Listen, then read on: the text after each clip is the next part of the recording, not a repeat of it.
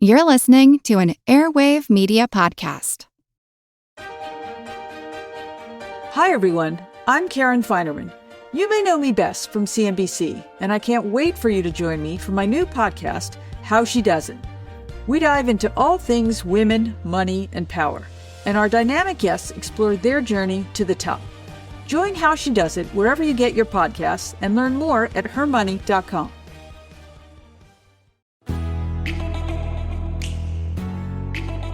Want more control over your life? You need more control over your money. Hi, I'm Jean Chatzky, and that's why I started the Her Money podcast. From understanding your money personality to taking steps to earn more, spend wisely, invest for tomorrow, and protect it all, I can help you get there. So join me. Subscribe to Her Money with Jean Chatzky wherever you get your podcasts.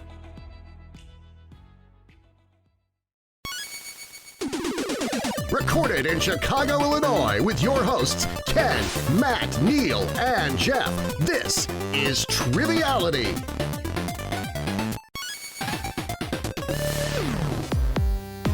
Hello and welcome to Triviality, the game where a lack of seriousness meets a little bit of knowledge. My name is Neal, here with Jeff and Ken. How you doing tonight?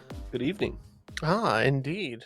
Ken, you just came from a very packed, excited screening of the movie Hypnotic with Ben Affleck, and you said it was the best movie of 2023. Not so much.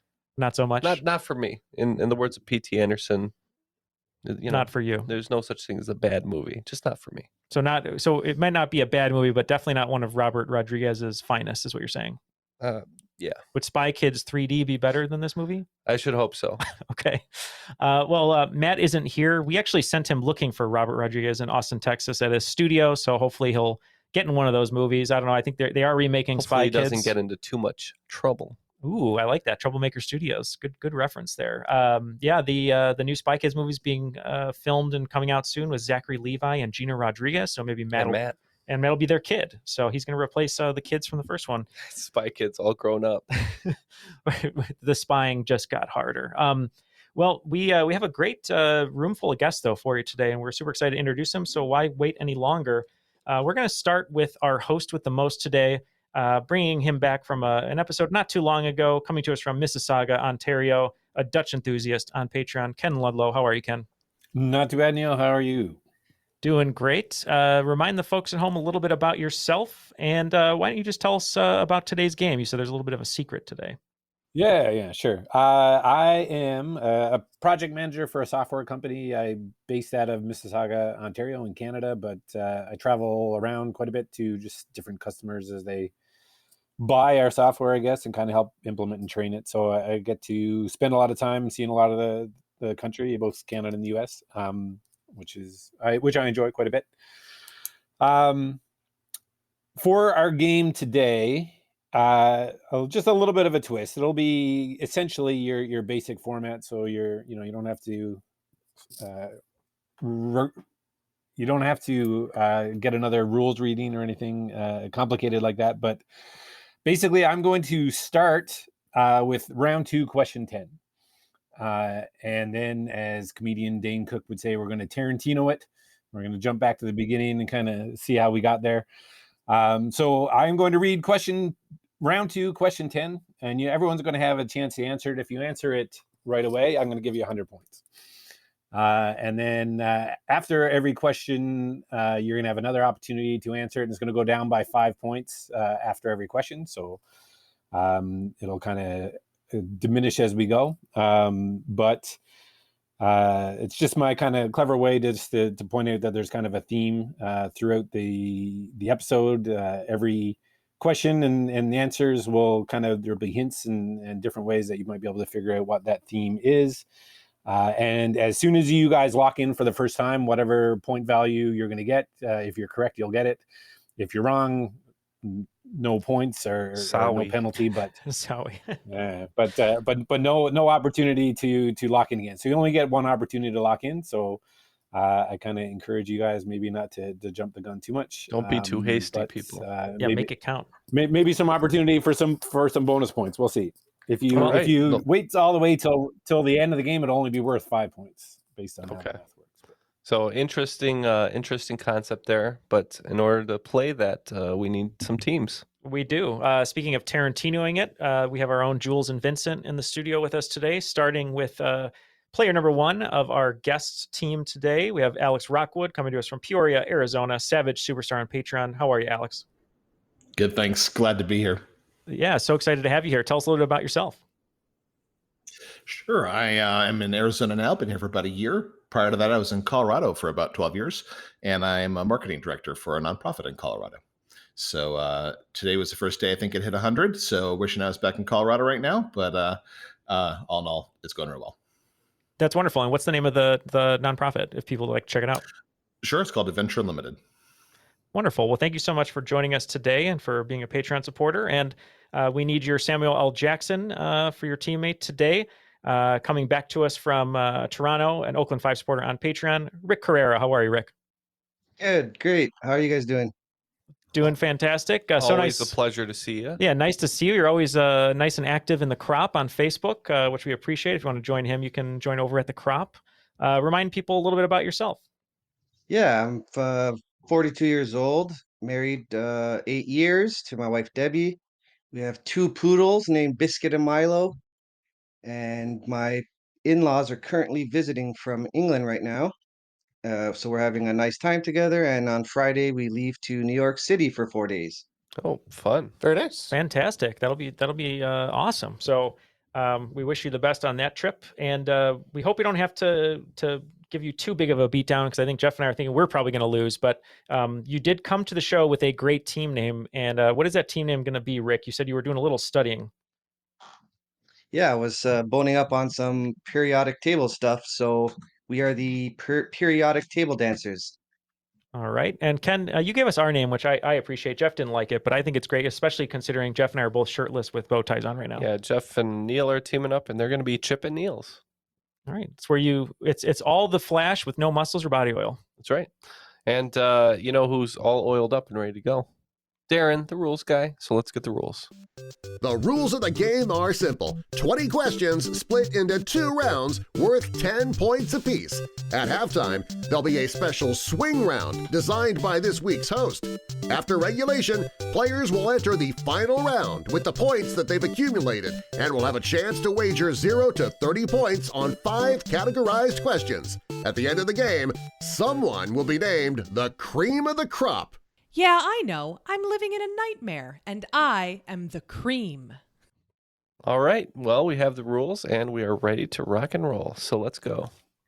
All right. So as I said, I'm going to start now with round 2, question 10. And if anybody gets this now, they're going to get 100 points right away. Round 2, question 10. The question is, what city am I thinking of? So, if there's any psychics among you, it'll be worth 100 points. Any mind readers there? So there's no point in guessing this one right now, right? Because then we would potentially lose out on Casablanca. That's right. That's right. You're welcome to. I don't expect anybody will, but in between each question, you'll have another opportunity to tell me what city I am thinking of. And if you decide to lock in at any point, you'll communicate that to me, so the other team doesn't hear, and we'll make a note of that. And then obviously when we get to the end, we'll see what city I might be thinking of. But okay, now we're going to Tarantino it back to the beginning, and we're going to see how we get there. As I mentioned, all the questions and certainly all the answers, there's hints and clues, and in every question there's at least something in there that's going to help you kind of figure out where we're headed. But there's also quite a few red herrings just for fun, so just be wary of that. Can't believe we were both thinking of Brantford, Ontario. In that case, let's move on to round 1, question 1. Round 1, question 1. Curtis Owsley, a well-respected jazz saxophonist known as King Curtis, was active on the American music scene in the 1950s and 60s. He performed on the song Yakety Yak by the Coasters, did session work with Buddy Holly, and headed the Kingpins, which was one of the backing bands for which soul music legend? Okay, Jeff wrote down a name. I wrote down the same name, and we said, what the hell? Let's go with it. So we're locked in. Neal, are the Kingpins that backing band comprised of Liev Schreiber, Michael Clark Duncan, and Vincent D'Onofrio? No, they're actually comprised of Woody Harrelson, Bill Murray, and Dennis Quaid, Randy Quaid. Sorry. When I hear soul music legend James Brown, it first comes to mind, but that's just kind of low hanging fruit. But I don't know. I have no confidence at all on who it would be. He might be a safe guess, but if you, Yeah, you want to go with James Brown? sure. James Okay. Brown, I These feel guys are good saying about it. James Brown. What about you guys? Well, we wrote down B.B. King, crossed it out, thought that was blues, wrote down Little Richard, figured that'd be rock, and we also said James Brown for soul. All right. Unfortunately, no points there. A little hint there with him being well respected. The answer here is Aretha Franklin. Oh. Round 1, question 2. The television show Haven, which was set in the fictional town of Haven, Maine, and filmed on the south shore of the province of Nova Scotia in Canada, was based on what Stephen King novel? The series aired on Sci-Fi from 2010 to 2015 and starred Emily Rose as FBI agent Audrey Parker and Eric Balfour as Duke Crocker. All right, Alex. I think it could be the Tommy Knockers, and I don't think there's anything better than that. Yeah, I'm not thinking of anything either. If that's what even a hint of a guess, let's go for that.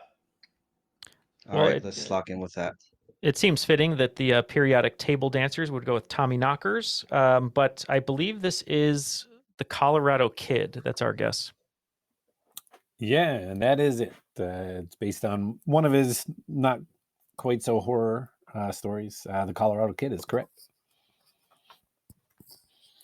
All right. Heard of that. Anyone want to lock in with round 2, question 10?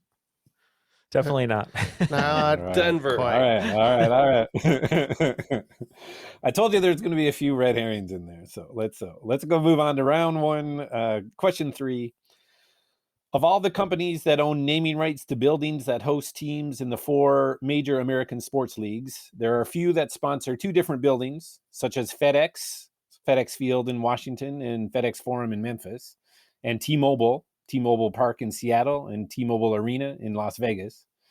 What company has the naming rights for the most stadiums in the 4 leagues, with 3 different buildings, an arena in Vancouver and a place in Edmonton? I can lock in, Alex. Okay, they're locked in over there. Jeff, are you thinking it's American or Canadian?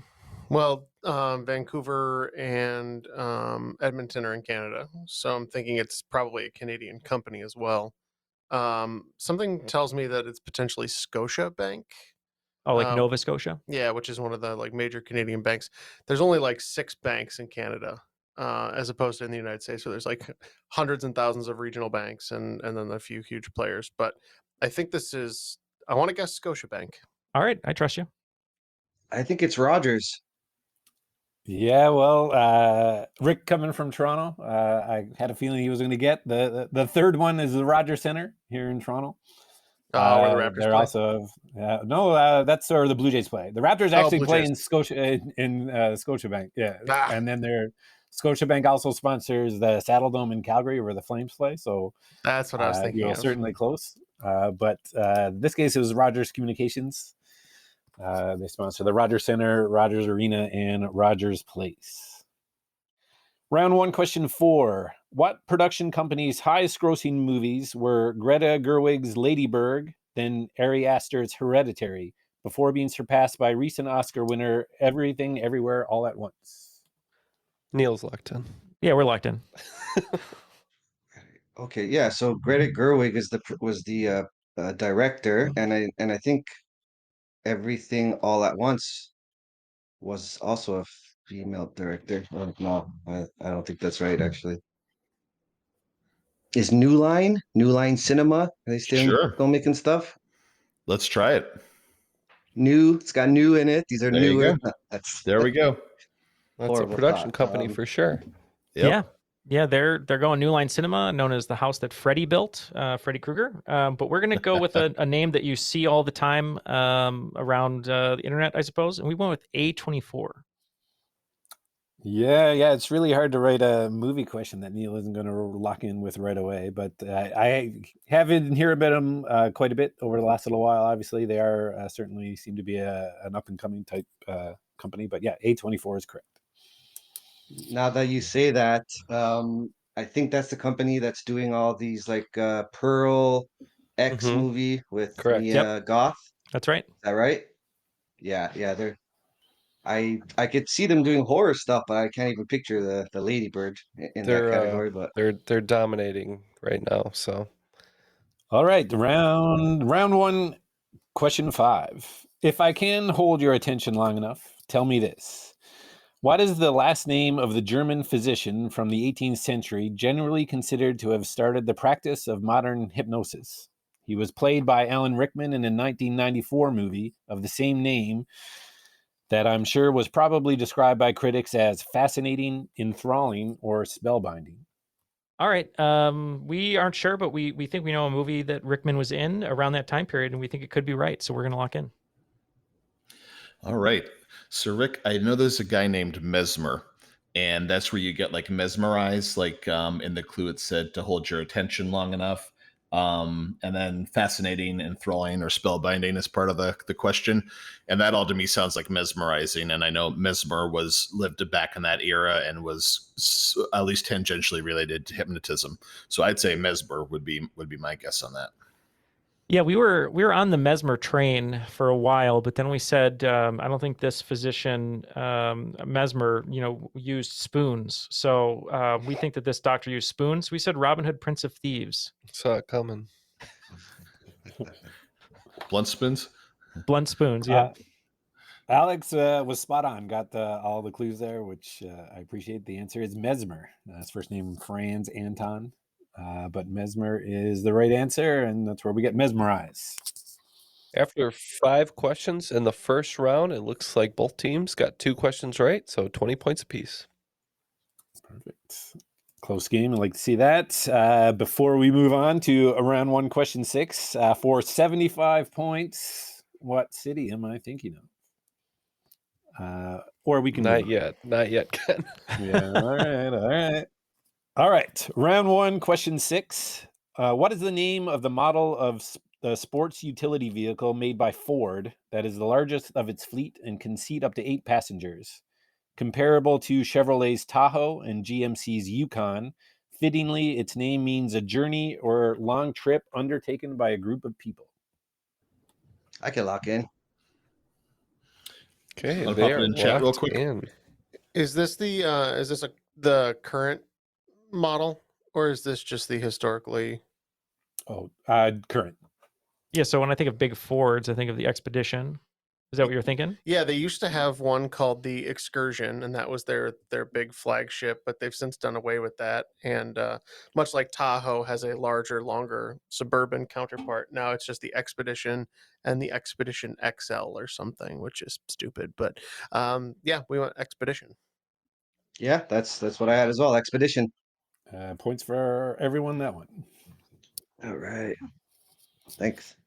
Round 1, question 7. What unit of measure is defined as the force needed to accelerate 1 kilogram of mass at the rate of 1 meter per second squared in the direction of the applied force? Neal, I think I have a good guess if you want to just go with me. Let's lock in. I think this is called 1 Ken bench press. Don't sell yourself short. You can do at least 20 of these 10 bench presses. If you want to join, Still not very good. If you want to join Chip and Neal's, you don't even need muscles, so we don't have to worry about a bench press. I'm all back, no chest. Your solo My dance back at is ripped, Chip and but Neal's is just your back. Yeah, I never turn to face the crowd. You're open to taking new members there at Chip and Neal's, are you? Of course, it's an open house for anyone who wants to. Ken makes a lot more money when it's just the back. Yeah.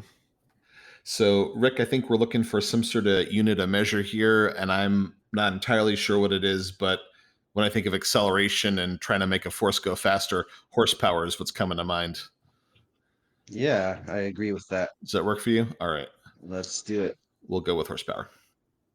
We thought it might be something kind of similar, talked about often when you talk about horsepower. We thought maybe this was torque that was being described.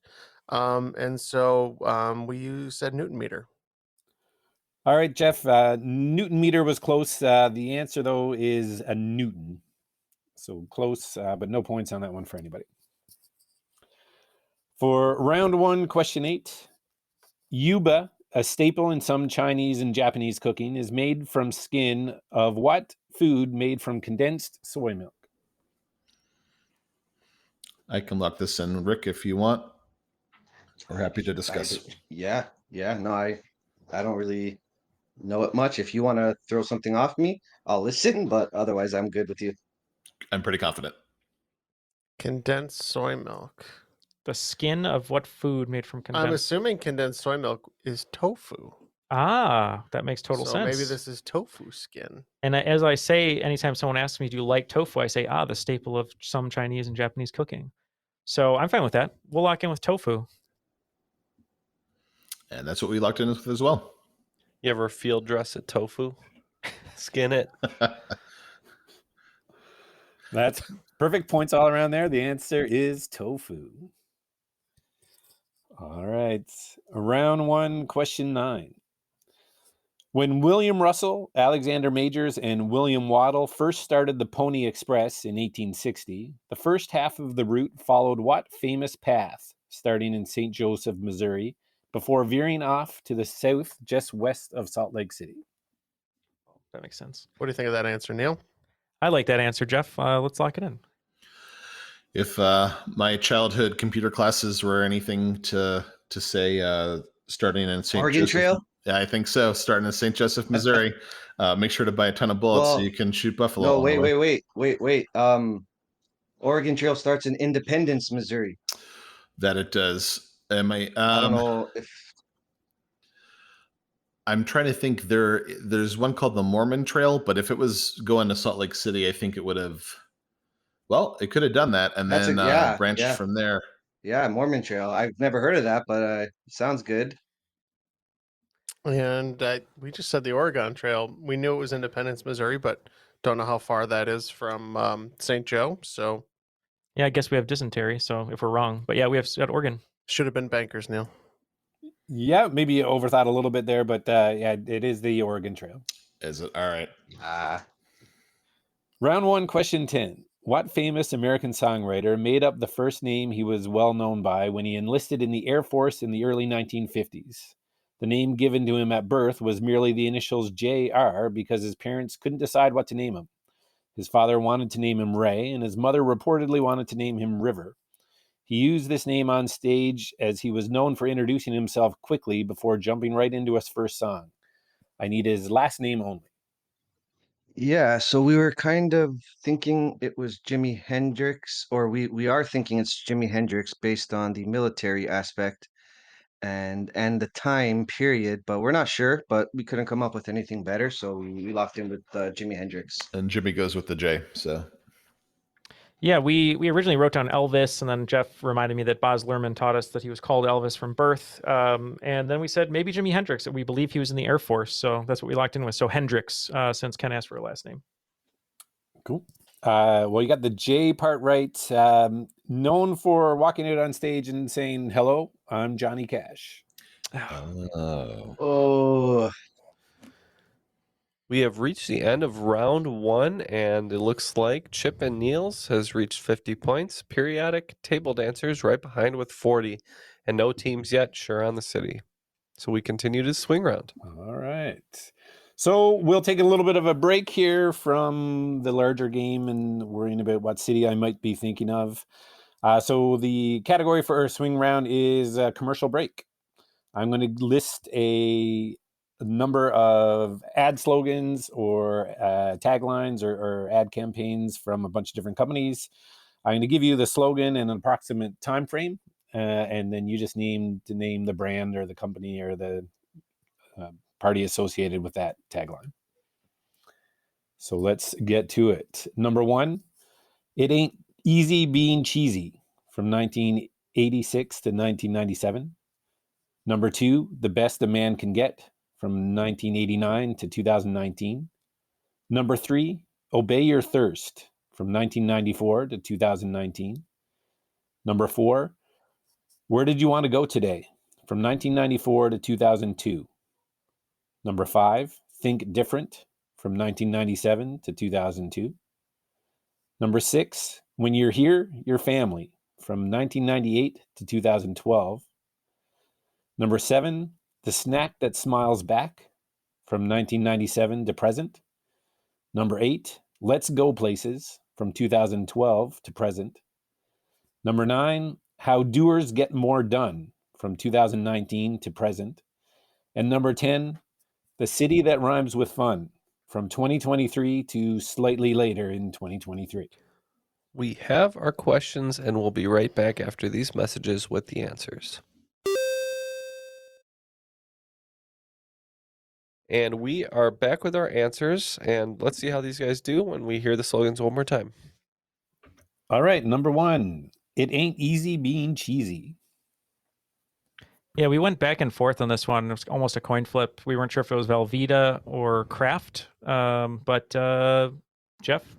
I do love me some mac and cheese. So we said Kraft. We had a different idea. We thought at first that too, but we think this might be Chester Cheetah speaking on behalf of Cheetos.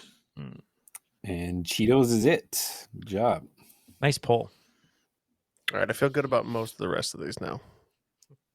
All right, so we'll see. Number 2, The Best a Man Can Get. Yeah, we said King C. Gillette. Yeah, we had Gillette as well. Yeah, Gillette is right on. They changed theirs recently to The Best a Man Can Do, I believe. So as we talked about, Ken, a lot of them are just kind of changed slightly over time. Which is funny because a best a man can get Gillette. There's kind of like a little bit of like slant rhyme there. I think it was some sort of social awareness campaign about how men can be better or something like that. I don't know. That makes sense. We can, generally speaking. Number 3, Obey Your Thirst. We said Sprite. Oh, that's encouraging, Rick. We had a discussion, didn't we? Yeah, we were deciding between Sprite and Gatorade, and we went with Sprite. We did. Good choice, because the answer is Sprite. Number 4, where do you want to go today? We were reminiscing about the times when we would print out directions from this site and use them to drive around with, which seems crazy now, having GPS. We don't even know if it's right, but we just said MapQuest. We were kind of thinking that era as well, and early internet, but we thought it might have been a search engine from back in that era and went with Yahoo. Well, no points. You're both right. Obviously, it was computer related, but a little on a larger scale. This is Microsoft. Number 5, Think Different. We said Apple. We said Apple as well. I think we remember seeing some posters with Einstein and Gandhi and other famous people from art history. Yeah, for sure. That was a pretty well-known one. That one is Apple for sure. Number 6, When You're Here, Your Family. This one took us a long time. We initially thought it was an ad for Fast 10, the new Fast and the Furious movie, but we said Olive Garden. It's because nothing's more important than being here or family. Or family. Here with family. Being Canadian, I was thinking of the Italian counterpart on our side, which is called East Side Mario's, but we also went with Olive Garden. Yep. And that is right on. Sometimes, Rick, being from Canada, it's a little bit difficult to judge how popular some of this stuff is on the other side of the border and how hard or easy it might be, but it was spot on for both of you guys. Olive Garden. Number 7, The Snack That Smiles Back. Until you bite their heads off. We said Goldfish. Oh, that's a good one, though, with the little smile on it. We said Florida oranges because at soccer practice, you'd eat the little orange wedge and you'd put the rind in your teeth for your orange smile. But yeah, Goldfish crackers is correct for that one. Good job. Number 8, Let's Go Places. Yeah, Jeff hit this one on the head. What do you got, Jeff? I gotta say that Jan is constantly selling me during whatever month Toyotathon is this year. We said Toyota. we tossed up between a vehicle and a online travel when we went with Travelocity. Yeah, this one was Toyota for sure. Jeff, do you celebrate? Toyotathon? Mm-hmm. I do every year. Who do you sacrifice? That's a deeply personal question. That's why the cars are red. All right, number 9, How Doers Get More Done. Yeah, Jeff did his best Josh Lucas impression and put some music in the background, and we said Home Depot. Ding, ding, Ding, ding, ding, ding, ding. Ah, that sounds good. Yeah. We went Xerox. We thought it was a businessy thing. Yeah, this one obviously changed recently. This was Home Depot. I think Home Depot is better at just taking my money and then eventually I maybe get to the project. I don't know about getting things done. All right, guys, the last one. The city that rhymes with fun from 2023 to just slightly later in 2023. This one took us forever. Ken was like berating us, saying, you guys should know this. We couldn't think of it. And then finally, Jeff said something that a light bulb went off in my head. And he said, is it a Canadian city because of Ken? And then I said, oh, it is a Canadian city. And we locked in with Regina. We did not have that thought. We went with London because it rhymes with fundin'. Yes. This was big news, Rick. And certainly up here in Canada, I thought maybe you would have grabbed that one. But the answer is Regina in Saskatchewan. Obviously, that was shut down pretty quickly. The other choice that they had was show us your Regina. Both of those. Wow. Both of those were very quickly shuttered, and they moved on from there. But that's it. Following the swing round, both teams have increased their scores, but a little more so for Chip and Neal. It's 90 points for them and 65 for periodic table dancers. All right. Then we will move on to round 2, question 1.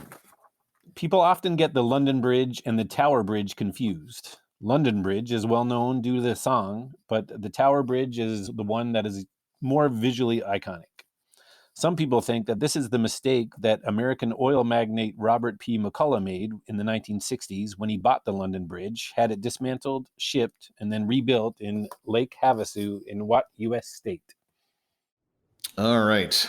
This is now my home state, Arizona. It's Lake Havasu, Arizona. Oh, that's good because Yep. I was starting to feel bad because I learned everything that was in the question when I went to London to visit my wife's family. The whole thing. Oh, cool. The fact that out of spite he just took it apart and brought it back, but I'm happy you got it. Yep. Cool. We're in agreement. And we too said Arizona. Yeah, when I heard Alex was from Arizona, I thought that one might be a gimme for him, but you guys are correct. The answer is Arizona. Round 2, question 2. The first known use of a coin made from gold as currency was in what kingdom, located in what is now Western Turkey? Its capital city was Sardis, and King Croesus ruled from 585 BC until he was defeated by Cyrus the Great of Persia around 546 BC. Yeah, so we're not quite sure the time period of this. We were thinking that Turkey's had a few different names over its history, and we couldn't really get to it, but we decided to go with Byzantine. Okay. What do you guys have? Yeah, we don't know. We discussed a few. I remember the Phoenicians were around in that area, and then we were thinking this might be close to the Greeks, and the Macedonians were close to the Greeks, so we guess Macedonia. All right. The answer is Lydia. In a strange twist of fate, I was just listening to a podcast that had that information in it. Otherwise, I wouldn't have known that in a million years, but I happened to this time. It took you 35. And you know what? I'm going to forget it next month, by the way. Yeah. All right. So we'll move on. Round 2, question 3. What term was conceived for an inning in baseball in which the pitcher faces 3 batters and strikes out the side in order on 9 straight pitches? So I was thinking immaculate inning, but I might be confusing that with the immaculate reception. And I'm trying to think about, a perfect inning. So in the question, Ken asks, what term was conceived for an inning in baseball? So I like the immaculate inning in that. Yeah, immaculate conception. Yep. Yeah, let's do that. Nice. So unless I'm reading too far into it, but that to me, I think you pulled a good answer there. Yeah, I'm good with that. We're locked in with immaculate inning. we had a similar conversation. I couldn't remember the name of it, and I was trying to get Jeff to talk to me about the famous Steelers catch. He said immaculate, and then it clicked. We said immaculate inning. Yeah, great job. You guys picked up on the clue I tossed in there.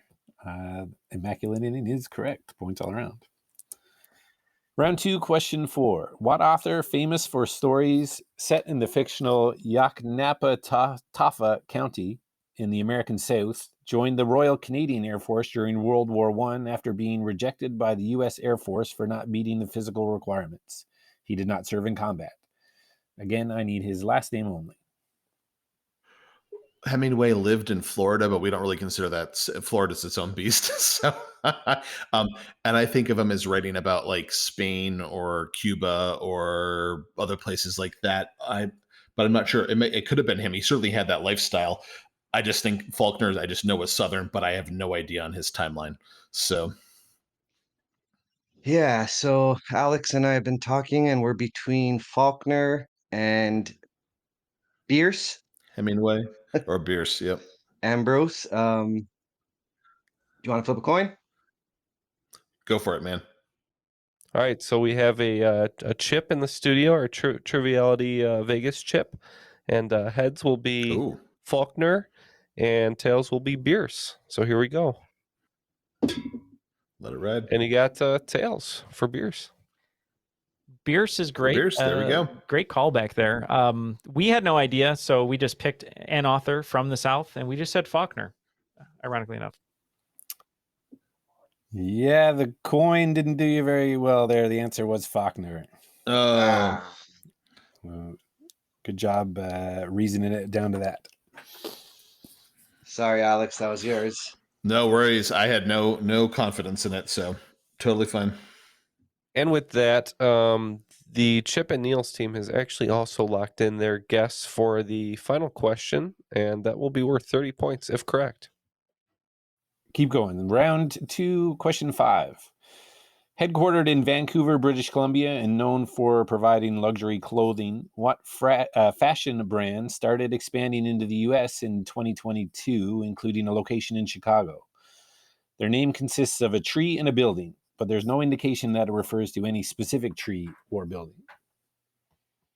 All right, periodic table dancers. We're going to tap on this one. So At first, I didn't really hear the word luxury, and then I was picturing, and I also just didn't understand the question properly. And upon further second reading, so we're thinking that the name is like a 2-word name. One word is a tree, and one name is a building. That's what I'm thinking, like Oak Shed or Spruce Outhouse or something. Oh, I have something. I have something. I don't know if it's something, but it's Oaken Fort. Ooh, I like it. That's a tree in a building. It's a tree. It's a place. Oaken Fort. Let's do that one. Locked in. wow, I don't know if that's correct, but I have never heard of that. that's a very good guess though, because it fits the clue. We had no idea, so yeah, we just said it was a pine scraper. No, it dawned on Rick right at the last moment. Oaken Fort is correct. Wow. Yeah, good pull. Rick. Really good pull. My gosh. All right, well, after 5 questions, it looks like the scores have increased to 120 for Chip and Neal's and periodic table dancers with 95. Gaining ground. All right. Round 2, question 6. The movie The Spectacular Now stars Miles Teller as Sutter Keeley, a partying high schooler, and Shailene Woodley as a shy classmate with whom he falls in love. It also features Brie Larson as Sutter's previous girlfriend. Woodley was previously reported to have been offered the lead role in what movie that eventually went to Larson and won her an Oscar? We can lock in. Movies. Just keep feeding us the movie questions. That's all Neal. I think I got it. Write his Do tail you have anything, Alex? I have 0 on this, Rick, so Rick, coming with confidence. do what you did last round, my friend. I'm pretty sure it's either called Room or The Room. Okay. So it's about, I think it's her and a boy are kidnapped and they just live their entire life in this room. I Okay. haven't seen the movie, but that's kind of when they talked about Captain Marvel and whatever, that was brought up. The Room. Did you win an Oscar for it? Oh, hi, Mark. I Yeah, think that so. movie should I'm have won pretty an Oscar. So you're Well, going with if Room? you What had are you any guys sort of going with? We're going Yeah. to go with the same answer. I think Rick's on the right track here. Make sure we're not going to say The Room, though, because that'd be Tommy Wiseau. We're just going to say Room. Yes, Room is correct. I always assume All right. that movie questions are going to be a given. Neal, I've been on the show a few times. I don't think we've ever talked about it, but I also worked at Blockbuster Video for quite some time. So, Oh, did you? Yeah. movies are my my usual go-to questions, but I gotta avoid those when I know you're playing. Well, maybe write us a Patreon bonus of all movie questions, so then we can all have fun. Blockbuster is yeah? one of my favorite There you jobs go. ever, except getting yelled at by doctors saying Oh, I they know. didn't deserve to pay late fees. So that was about it. I got many Very times. specific, Many Neal. times. Yeah, On my birthday. I know your pain there, Neal. I know your pain. Round 2, question 7. Named for a particular city's denizens, what cocktail is made with bourbon, red wine, and freshly squeezed citrus such as orange or lemon? Yeah, we don't have anything good on this question, and we just threw out a random New Orleaner. A random denizen. A random denizen. So we think that while maybe one of the drinks in one of the 5 boroughs is much more popular, namely it's Manhattan, we think this is named after New Yorkers, and this is potentially a New York sour. No, New York Sour is different. This is named after the denizens. This is a New Yorker. It is a New Yorker. Oh, Wow. Close. So simple as that. We'll go to round 2, question 8. An international airport on the northern coast of the island of Jamaica is named after what British author? The author had an estate nearby where he wrote all the books in his most famous series of novels, and a number of movies based on those novels had scenes that were filmed there as well. Yeah, Neal's got a great guess. We're going to go ahead and lock in. all right. Rick, I happen to know who the author is, but I'm not pulling the name. Yeah. Oh, I just got it. It's Ian Fleming for the James Bond stuff. He'd go to Jamaica every year. He'd take a month off, go to Jamaica, write a book, and go back to, I think he was MI5 or MI6 or something like that. So I'm pretty sure it's Ian Fleming who did the Bond novels. Yeah, that was the only British author I could think of. Great. That could fit there. Yeah, no, I'm good. I agree with you. Great. Let's do it. Yeah. Early investor in Mucinex. We said Ian Fleming.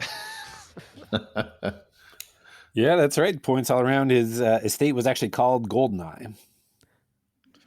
GoldenEye. Is that what you're saying? Thanks, Tina.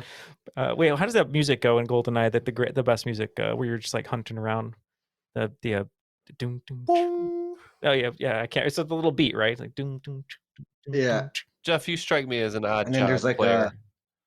Trying to gain any sneaky advantage. Only when we're playing slappers only, Ken. Ooh. We should play only slappers in the studio. All right, well, we'll move on to round 2, question 9. What is the name of the chef that opened Chez Panisse in 1971 in Berkeley, California? She is credited for helping push the Farm to Fork network movement to the forefront, a social initiative that promotes sourcing locally grown organic ingredients directly from farmers as a way to support local business and healthier eating. I will take her first and last name, please.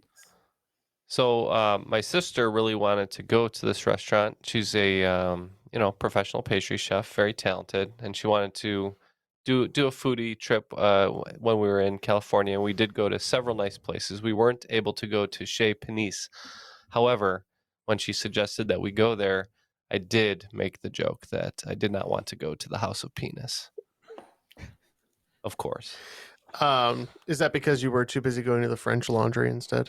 No, we didn't get out there either. Daniel Day-Lewis goes to the French Laundry. Or were you going to the city that rhymes with fun? Jeff, I know who Ken is talking about in this question. I can picture her. but the name is escaping me. And all I'm getting is her first name, and I cannot think of her last name. So that's all I have. That is not super helpful. Yeah. But But tapping. we're going to lock in with a correct answer, but not the answer Ken's looking for. All right. You got anything, Alex? I don't, and I know I don't know the name. Like I know exactly who the question is about, but I have absolutely zero on the name, and I know I'm not going to pull it. So I'm. Would it be somebody that was on TV, like had a cooking show, something like that? I don't believe so. Well, maybe since then, if she's become famous, I'm sure she's been interviewed and stuff. I don't think of her as being like a cooking contest show host or anything like that. She did a lot of, farm to table and things like in the question. I've got nothing on it, I'm afraid. Let's go with Lucy Johnson. For Lucky Johnson. Yeah, Jeff and I, we wrote down a lot of chefs. And I know for a fact that this chef's name is Amy, but I could not tell you her last name. I just know her as Chef Amy, so that's what we locked in with. The answer is Alice Waters. Oh no, I was close. Alice Waters. Okay. So who knows who Chef Amy is, Jeff? That's the one from Kitchen Nightmares. Oh, Amy's, is it? Amy's House of Horror or whatever. That place Oh was. yeah, I was talking about Gordon Ramsay, so that's probably right. Yeah. All right, guys. So we are back to. We started here and then we got all the way back here. Round 2, question 10. What city am I thinking of? Ken, I was to say, I believe you've got our answer already, so we'll see if we're correct. Periodic table answers. The answers so far have been Aretha Franklin, Colorado Kid, Rogers Communications, A24, Mesmer, Expedition, Newton, Tofu, Oregon Trail, Cash, Arizona, Lydia, Immaculate Inning, Faulkner, Oaken Fort, Room, New Yorker, Ian Fleming, and Alice Waters. I don't know. Are we just going to throw out a city? Yep, let's do it. All right, we're going with Montreal. Great city. Great city. What do you guys say? Jeff, and how did you get to your answer? Yeah, let Jeff explain it because he's the one who really figured this out. I was looking in the wrong direction, just thinking about all these terms. I was like, Rogers, Expedition, is it a football player, Colorado? But I'll let you explain. Jeff got out his Enigma machine. Yeah, That's right. Started to decode the. I started plugging old school like phone jacks into holes in Neal's wall. They weren't there when I started, so Neal was very upset. Apparently, that doesn't help his security deposit, but. We said Sacramento, California, and the reason we guessed that was kind of looking at some of the words here. I started to kind of spell out some stuff, and you will notice that the first one doesn't start with an S; it starts with an A. But we did start with question 20. So it says Sacramento, so it's California, S. So it's like a kind of an Ouroboros deal, I'm thinking, and that's why we guessed it. Yeah, there you go, Jeff. You figured me out. I didn't want to start with S because that'd make it a little too obvious. So round 1, question 1 started with A, and if you look at the first letters all the way down, it spells out Sacramento, California. But then you're right, we did actually start with round 2, question 10, and the answer there is Sacramento, California, making the first letter an S. Wow. If you read down like through the questions, there is in almost every question, there is some sort of and obviously vague references to Sacramento, California all through it there. I could go through them all, but I mean, it would be too much. Couple of my favorites are the Lydia question, talking about a capital city and the king and gold. Obviously, Sacramento was big in the gold rush. Oak and Fort are basketball team. Yeah. Oak and Fort are 2 kind of neighborhoods in the area. Berkeley's not too far down the road. Berkeley's not too far down the road. What else do I see there? Greta Gerwig was from Sacramento, and Lady Bird was set there. Brie Larson's from Sacramento. There are a few there where there aren't any necessarily cues outside of the first letter of the answer, but like I said, I didn't want it to be all of it there, and also it was pretty tough coming up with questions that have things to do there. But That was the goal. That was the goal. So you Well guys written. figured it out. Yeah. Well, a well-written Jeff. puzzle by Ken here. That brings Chip and Neal's score up to a commanding 170, and trailing behind, but not out of the game yet, Periodic Table Dancers with 115. All right. Well, we'll forget about Sacramento, California now. We'll move on to the final round. So I did spend quite a bit of time figuring out that and kind of shoehorning some questions in to kind of fit that theme and the answers. So I didn't have quite as much time for the final round. So I stole all my final round questions from my daughter's 5,000 awesome facts about everything from National Geographic Kids. So all the questions you can find there. So for the categories, I'm going to list the sections of that book where you can find those answers. And you can make your wagers based on that.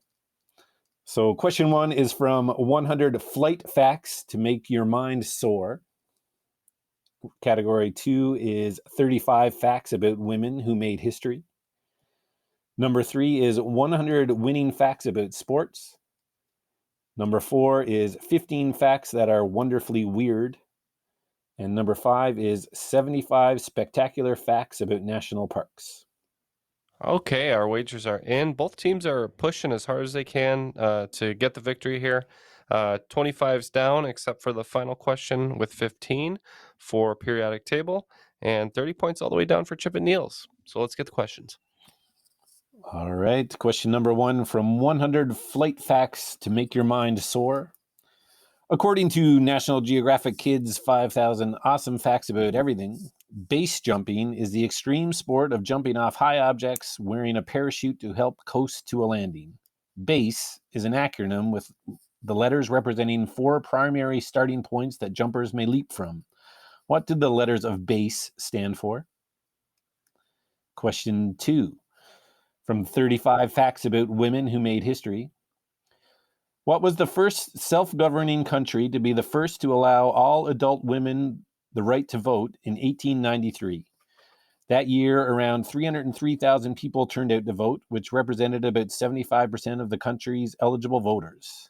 Women were still not allowed to stand for election until 1919, when Ellen Melville, Rosetta Baum, and Eileen Cook all ran. Question 3 from 100 Winning Facts About Sports. Former San Francisco Giants manager Alvin Dark once declared in 1962 that man would land on the moon before what pitcher would ever hit a home run. That pitcher would end up hitting his first major league home run on July 20th, 1969, about an hour after Apollo 11 first touchdown on the moon. He would go on to hit 5 more during his 21-year career, spent mostly with the Giants. Though likely best known for doctoring the baseball, he was only ever ejected from a game once throughout his long career. Question 4, 15 Facts That Are Wonderfully Weird. A man on Long Island, New York, is reported to have driven his car more than 3 million miles, or about 4.8 million kilometers for those of us using the metric system. Manufactured in Sweden and unsurprisingly known for their safety, reliability, and durability, what brand was his vehicle? Question 5. The world's largest national park on land is more than 100 times the size of Yellowstone National Park. It covers over 600,000 square miles, which would make it the 31st largest country in the world if it were a country.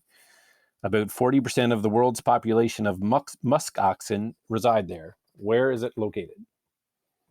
Okay, we have our questions. We'll be right back after these messages with our answers.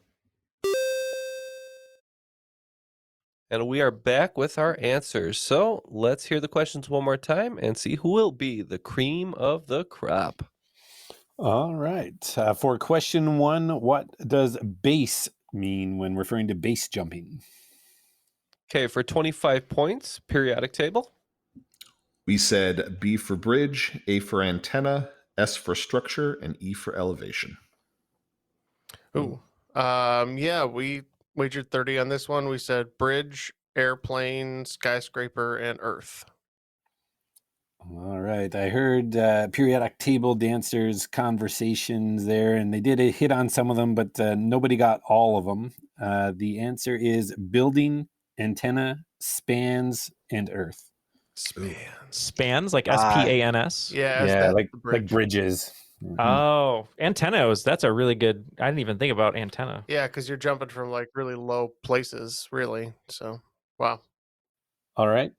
Question 2. What was the first self-governing country to be the first to allow all adult women the right to vote in 1893? Rick and I went back and forth on this a couple times. Rick, what do we settle on here? We were in that region of Oceania, and we ended up going with New Zealand. Yep. And that was for 25 points. And for 30, we took some inspiration from a friend of the show, Ryan Boyd, and we also said New Zealand. Yeah, great job. So points all around there. The conversation I heard kind of took into consideration some of the clues I put in there. Just tried to let you guys know the population size. So it was obviously a small country with some English sounding names, and you guys got to New England. Great work.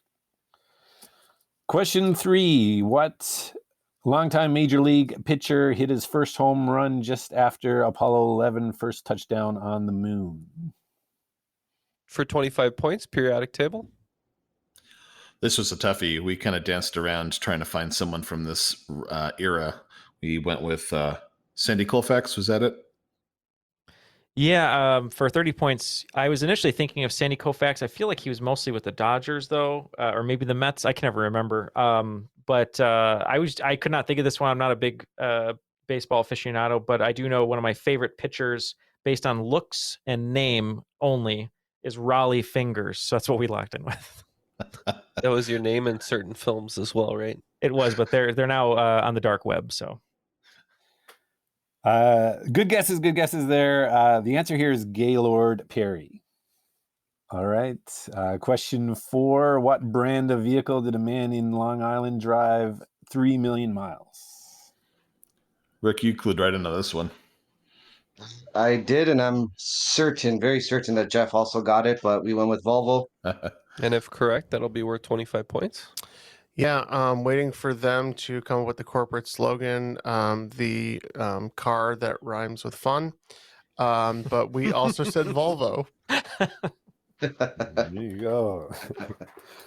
That'll be on the next quiz, I'm sure, but your answer are correct for both of you. The answer is Volvo. Congratulations, you got the episode title.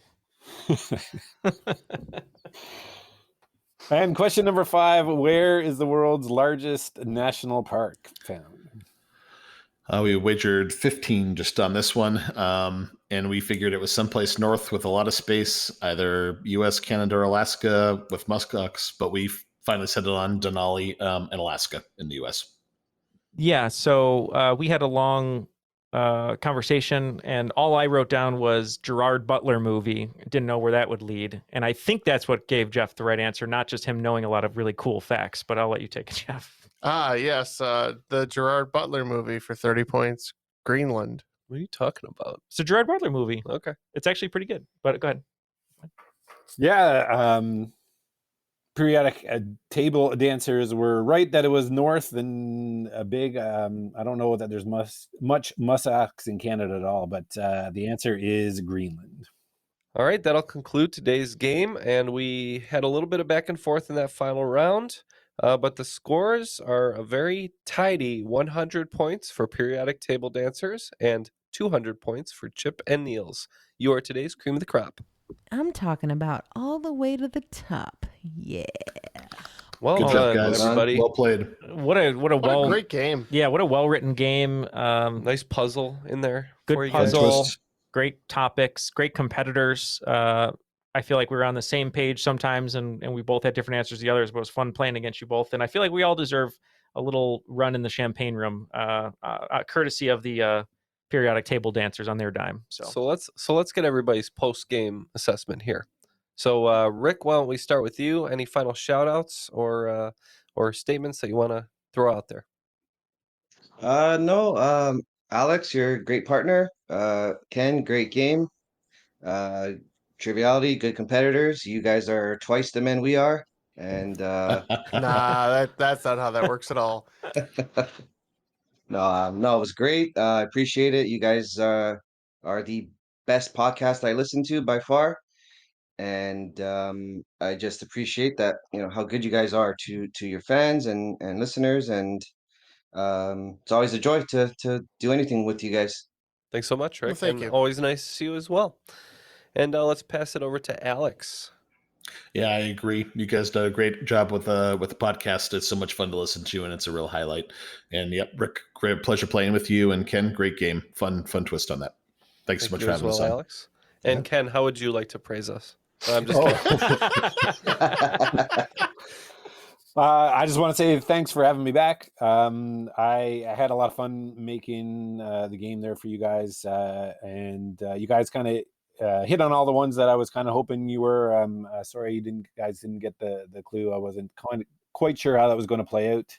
I was last time I was on and hosted a game, I kind of played it straight up, so I was looking for something a little different there. So if I'm going to shout out somebody, I'm going to shout out my boss, because after I had the idea for the theme there, I kind of did a lot of this when I was supposed to be working, but she doesn't know that. But it was great. Thanks for the opportunity, and great job, everybody. Thank you again. No, that was a lot of fun. I think we can certainly say that it was had a little bit of an added element there with Added flair with the puzzle involved. Certainly. So, Well yeah. done. And before we go, we always want to shout out Airwave, our network. Check out airwavemedia.com and check out some of these podcasts, such as Unspookable, This Week in Travel, and History Tea Time. All right, and one more time, thank you so much to Alex, Rick, and Ken for being Patreon supporters. If you want to join them, you can go to patreon.com/trivialitypodcast. And for the gentlemen in the studio, Ken and Jeff and Matt, who isn't here, my name is Neal, and that was Triviality.